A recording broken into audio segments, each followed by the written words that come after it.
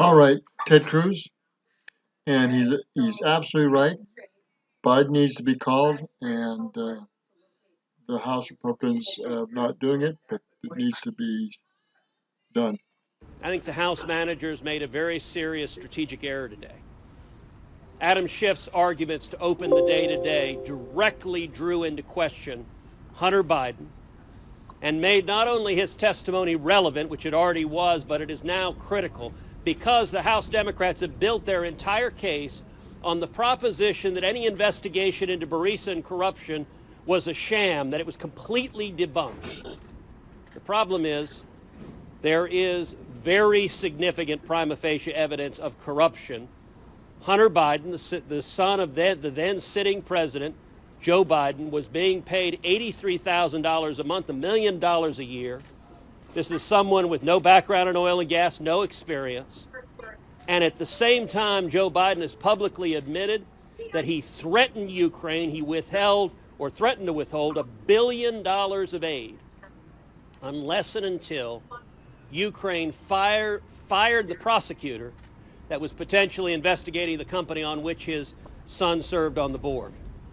If the House manager's case is based on the allegations of corruption concerning Hunter Biden and Joe Biden being a sham, then it is directly relevant. And I got to say, the need for the Senate to hear the testimony of Hunter Biden and the need for the Senate to grant the White House lawyers the ability to take that testimony has become all the more relevant.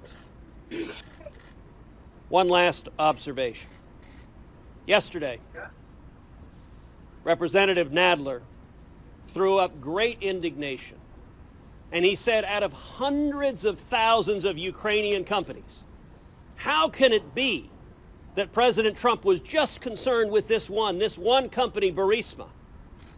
Well, the obvious answer that the House managers ignore is Burisma was the only Ukrainian company that had the son of the vice president that had real prima facie indications of American corruption.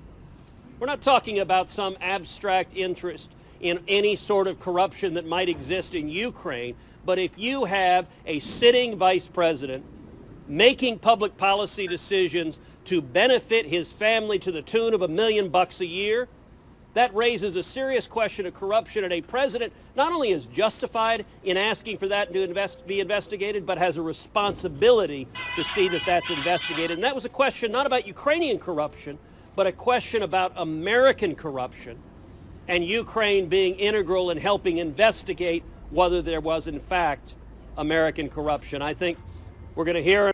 That's it. It needs to be investigated. It's as plain, as simple as Ted Cruz says. Let's get after it. See what happens. Good day.